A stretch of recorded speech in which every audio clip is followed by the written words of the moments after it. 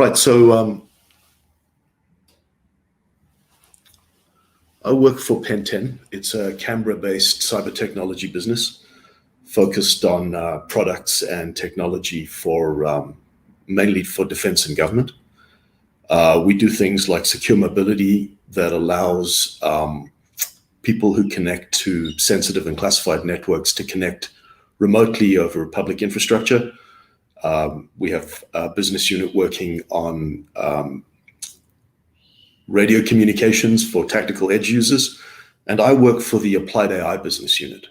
We're mostly about building practical applications of machine learning for our customer base, which means we use a lot of machine learning, we use AI, and we also use systems and software engineering and agile project management and industrial design and all the other things that you need to use to bring a product to market and make it useful for your customers. We've largely been occupied the last few years with products for cyber deception and simulation. So I've been working in this slightly unusual niche where AI and cybersecurity meet. And I'm going to give you a quick tour of some of the work we've been doing, both in the company and with our academic partners. And I'll close off talking a little bit about my experience working with research projects with academic partners and some of the things I've observed and learned in that process. To give you some context, we spend an enormous amount of money in Australia and globally on cybersecurity. It's a massive problem. It's an enormous corporate focus and government focus, but the breaches continue. People still manage to break in and steal data. One of the scariest statistics is that on average, the time it takes to identify and contain a data breach is 280 days. That's an incredibly long time to have somebody running around your networks, pretty much doing whatever they want. We believe that deception is something that you can use to complement existing security solutions. It doesn't replace any of the existing products or approaches.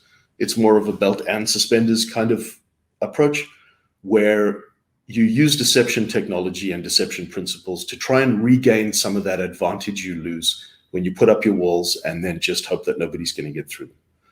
The video you're seeing shows a cuttlefish, which is certainly my favorite camouflage predator. The cuttlefish can change not only the color of its skin, it can do it in patterns, and it can change the texture of its skin as well to blend in. The natural world, of course, has countless examples of deception as a mechanism for survival and predation and safety. Now, cyber deception in practice usually means people are using honeypots. Honeypots, in general, boil down to a fairly simple idea. You put something fake on your network. Because it's fake, legitimate users that are just trying to do their jobs and get on with their business have no reason to interact with it. So any interaction you have is by definition suspicious. And that allows you to discover the breach. That allows you to discover that somebody has compromised your network. And that discovery is essential because it means you can act to mitigate the result and close off whatever mechanism people have used to break into your system as quickly as possible. I think of honeypots as selective interaction filters. It's not really possible to watch all the legitimate resources on your network all the time because people have to interact with them, even if you're trying to monitor behavior to try and make sure it falls within normal parameters. The limits of what normal are when you have a large enough organization make that a very difficult problem. So by putting fake things, by putting honeypots around your system, you get to filter out the interactions that are suspicious because nobody should be touching these devices. So it gives you that essential discovery, and hopefully it gives it to you pretty quickly. There are other benefits to honeypots. Depending on what your strategy is and what kind of honeypots you're using, you can get other information out of them. I'm going to show you in a few moments some of the honeypot technologies we're working with and have developed. One of those is honey files, so honeypots as documents. If you generate honey files and you spread them around your document repositories or around your file system, you can determine from the choice that an adversary makes to search for or interact with the honey files, in some cases, what their intent is, what they're trying to steal, what they're trying to learn. If you have realistic appliance honeypots, you can allow your adversary to engage with them to such an extent that they show you their tools, they deploy their tactics, and allow you to forensically examine all their tools and procedures. And of course, once it's known that you have deception on your network, you force the intruder to second guess all their actions. They have to stop and think very carefully whether or not the next thing they do is going to touch a honeypot and betray their presence. We think that's a source of frustration, and anything that makes it harder and slower and more expensive for the adversary is a good thing. To get these other benefits, you do need more realistic honeypots. And the more interaction and engagement you're expecting from your for your honeypot to work, the more realistic and interesting and sustainable the honeypot has to be. So at Penten, we've developed, for example, a device called TrapAir, which is an active decoy Wi-Fi access point. The TrapAir device doesn't sit there broadcasting an SSID alone. It tries to mimic behavior of traffic on your network. So it looks like it's sending and receiving real packets, and it'll do that with the sort of temporal patterns that match your business activity so that it looks like it's a real access point. At the same time, none of your legitimate users should be connecting to it just because it pops up on their screen. So it can connect malicious detection attempts. That's a bit like having a dashboard light in your car. It tells you that something bad is happening and you need to prioritize the security of your Wi-Fi infrastructure. Even though it should be secure all the time, there's a lot of stuff that should be, but it allows you to prioritize that activity and make sure that it's as secure as it can be. We've also developed a product called TrapDocs, which creates and manages the document honeypots, the honey files. The product's able to use real documents in your repository and on your file system to create fake documents that have content that is related to the real documents. We do that with a number of methods. We use transformer-based language models like GPT. We also have some slightly older-fashioned methods where we take real text from your documents and apply linguistic algorithms to break it up into chunks and then recombine the chunks so that the meaning is lost, but the essential keywords and phrases that somebody might be searching for are retained in the documents. So the content of the documents is realistic. Interestingly, the having realistic content creates some issues around protecting actual content because you don't want necessarily to have sensitive content in your honey files. You might well want the honey files to be exfiltrated if somebody's managed to break into your system, because you can also include beacons, and I'll get to that a bit later. But you need to trade off this protection of sensitive information against how realistic and enticing or attractive the honey files are to an adversary. Another complementary deception technology that can be used with honeypots is to create unique tokens. We call them traces, and deploy them on your network. You can then monitor or track these tokens, or they can be active beacons that communicate directly when they're triggered, and that allows you to discover and track data theft. So we've developed a product called HoneyTrace that deploys a whole bunch of these traces. Document traces are honey files, and you can put a beacon in a document that will inform you if the document is opened on an internet-connected machine and supply you with the IP address of that machine. You can use tokens that are databases or single rows in databases. So we can give you a single row token that you put in your database, and you might want to turn that over every month or with some other periodicity. And then with our partner company WorldStack, we're monitoring all kinds of places on the internet where stolen data may turn up for the presence of this row. If you see it there, you get a notification, or if we see it, you'll get a notification. You'll know you've had a breach, If you've been turning over your tokens regularly, you'll know roughly when, and you may be able to figure out how. We also have traces that are URLs or email addresses that you can put in your environment, and if anybody attempts to use them or connect to them in any way, you'll get a notification. Similarly, custom words, maybe made-up project names you can distribute, and we'll be monitoring for them on the internet. The document creation is automated, so there's an example up on the left of the sort of document that might be created that you can, and we have others. We can create PowerPoints and Excels and other kinds of text documents that you can spread around your environment to give you some data theft detection and early detection. So as we've developed these solutions, we've realized that realism is the key to successful deception. Of course, in order to do it at scale, we need to automate the creation of the content. And that, clearly is a machine learning or AI problem. We need to build generative models that we can create based on observing real digital artifacts, and then be able to generate them and to some extent control that generation as we need them. So we've had the great pleasure to be involved in a research project with Data 61 and UNSW, funded by the Cybersecurity Cooperative Research Center, where we've been working on novel methods of creating artifacts that we can use for deception and studying the behavior of those deceptions. And I'll give you a quick overview of a few of these projects. These are the ones that are closer to completed. We have a bunch of other projects that are underway right now.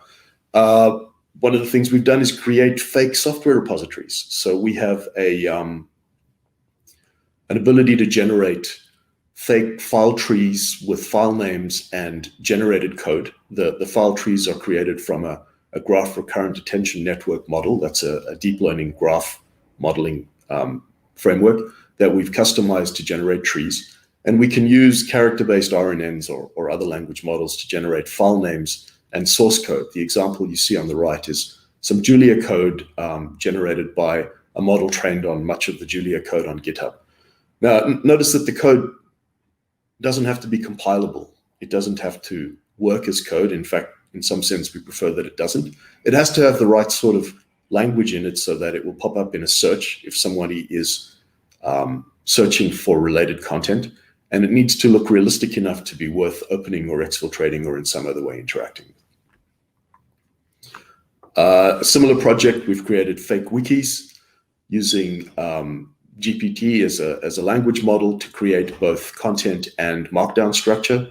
We can construct linked pages using a GRAN model and then a semantic embedding method to try and link up pages that have similar content so that you can navigate around the fake wiki. There's an example of wiki content on the right, entirely made up by GPT-2. And when you roll this out at scale, it creates quite a realistic impression of activity. So these kinds of deceptive content projects give us wikis and source code and other artifacts that are common in real networks. So we can create the impression of a real environment in a deceptive campaign. We're also interested in how people interact with the deception. So we've studied the enticement of honey files. Enticement is a measure of the extent to which you can draw attention to or draw an adversary's attention to the honey files so that they then go and interact with it and you discover that they're there. This particular project compared honey file text to real files with topic modeling and semantic matching so that the comparison is robust to paraphrasing and those kinds of linguistic behaviors. We're also interested in network communications. That's a very common part of digital environments. So we've been doing some work to combine network topologies and temporal event models and language models to simulate email and other forms of communication across social networks. So that's just a few examples of the kind of things we've been working on. I'll close, and this is my last slide. I'm not sure how I'm doing for time, but to talk about some of the things I've observed collaborating with research organizations and universities and students, despite having been out of academia for quite a long time. There's pretty good funding available for AI research and cyber research in Australia, but finding the people who have the interest and the background skills is a little bit more difficult. So if you're going to get involved in this kind of work, you need to put quite a lot of effort into finding the right people to actually do the work. And often that means finding the right PhD students or postdocs. I think it's important to recognize that your academic collaborators need to publish. They need to write up papers and submit them and build the academic careers. Your PhD students have to get some papers written over the course of a PhD. And you need to understand that that's going to take up some of the time and that it's important and that you have to engage with it. It's also very useful to make sure everybody understands how the IP ownership is going to work in your project. It's best not to wait to find out if something valuable arises before you figure that out, because that just makes it a little bit more complicated. If you are working in AI and cyber, you're probably writing software. I don't expect academic researchers to write industry standard software. I expect industrial software engineers to write it. So the code will be rewritten. That's perfectly normal. I do have something of an experiment running now where a couple of Masters by Research students starting this year have spent 6 to 12 months working in Penten as software engineers before they start the research degree. So I think they're going to have some extra skills, but we'll see how that goes. And the final observation is that, and this is maybe biased by the fact that I've been working with language models, but the pace of change is profound. Some of the language models that are massive and newsworthy and widely used now didn't exist in 2017 when I started looking at fake text generation, the transformer family models. I read a paper yesterday about prompting these models for general information that had some 40-odd references. Of those, I think maybe 15 or 16 referenced were papers that had been published before 2019. So the pace of change is very fast. People are responding to very recent and very immediate developments in these fields, and it's fascinating, and you should be aware of it if you're going to work in this space. So that's all I have. I'm just watching the other screen for any questions. There's one question from Tom. Yeah. Right. Addressing the shortage of talent. So I think the most important observation I'd make is that it has to start before university. I think it has to start in school. I know there are people paying attention to this problem, but this skill in STEM subjects is quite difficult to teach later on. And I think the intervention has to start early. Yeah, great. Thanks a lot. So I have one more question, actually. Many attackers use a source of intelligence to detect defense methods like honeypots, sandboxing, and etc. Can you comment on effectiveness of deception-based solutions that you introduce in coping with such adversaries? I can't talk about specifics. That's not something you get to do in this industry very often. But in general, the more realistic your deceptions, the more scrutiny they can withstand, the better. Yeah. But not every deception requires a lot of realism. You need to develop a strategy that suits your needs and meets your objectives. One of the things you may want to do is just get some fixed canaries and spread them around your network. They're not super realistic, but they do a great job. If you want something a little bit more complex, then maybe we can help you. Yeah. And we have another question from Daniel. The HoneyTrace platform, I think, is very accessible. I think that, so we're in beta now. We're not quite launched yet, but it's the sort of platform that will allow you to sign up and generate a few tokens and spread them around your network. If you use cloud storage, you might choose to put some documents into the hosted environment and other places, and then we'll keep track of them and manage the searches for any of that stuff leaking out and inform you. So I think that kind of deception is very accessible.